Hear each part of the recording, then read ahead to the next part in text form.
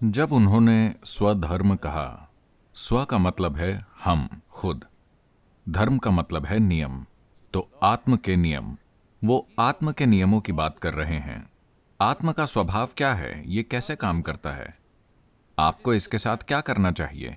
जैसे भौतिक के नियम हैं, वैसे ही आत्म के भी नियम हैं। वो कह रहे हैं आपको आत्म के नियमों से जीना चाहिए, न कि भौतिक नियमों से। अगर आप भौतिक नियमों से जीते हैं तो ये होगा, आज हम दोस्त हैं, कल कुछ होगा और हम लड़ने लगेंगे। हाँ या ना? हाँ, आप वहां बैठे हैं, मैं यहां बैठा हूं, हम अच्छे हैं।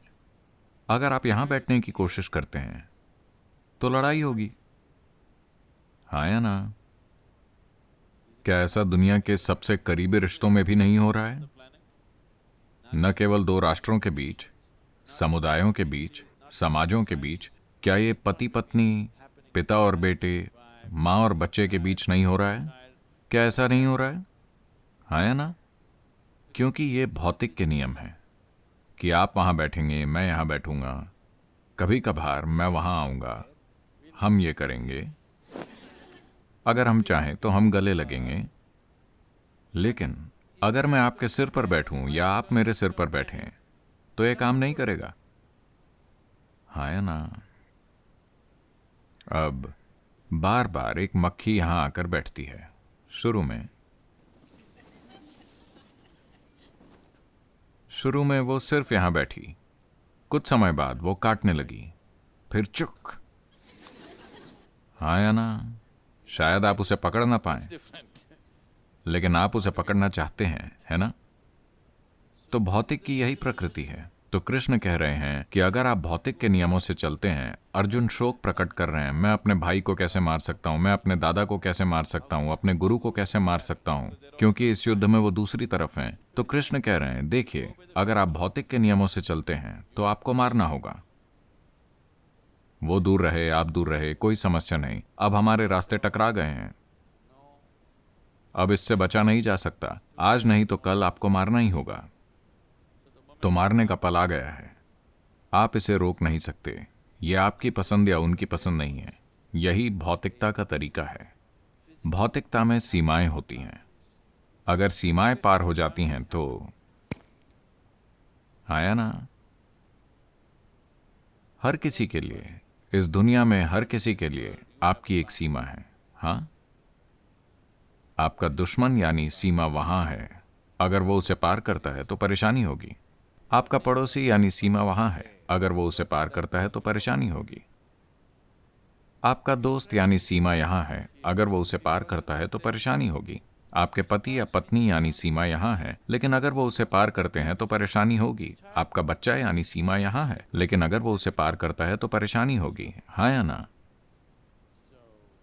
तो हर किसी के लिए एक सीमा है कि नहीं?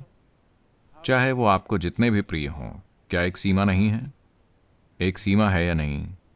एक सीमा है ना? अगर हम सीमा बनाए रखते हैं, येलो लाइन को देखिए।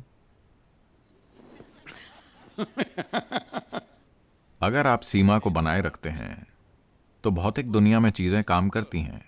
अगर आप सीमा पार करते हैं, अगर सीमा का कोई भी उल्लंघन होता है तो हिंसा की शुरुआत हो चुकी है ना? हिंसा की ओर पहला कदम उठ गया है। शुरू में ये शब्दों में होगी, फिर थोड़ी धक्का मुक्की और फिर मारकाट। ये मत सोचिए कि नहीं नहीं, मैं ऐसा नहीं करूंगा, आप भी ऐसा करेंगे। यही भौतिकता का तरीका है।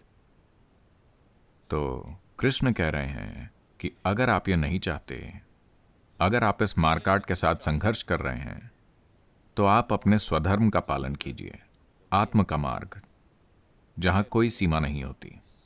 आप यहां बैठकर हर जगह हो सकते हैं, आप यहां बैठकर कहीं नहीं हो सकते हैं। इसमें कोई भी सीमा पार नहीं करता।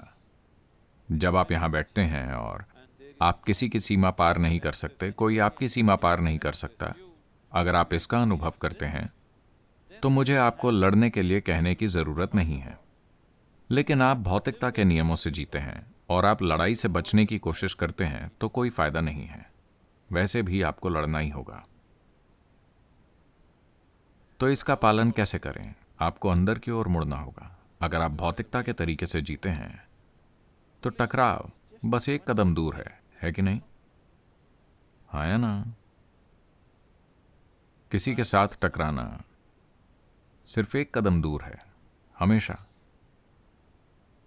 आपको इससे बचना होगा। आप हर समय बच रहे हैं, है ना?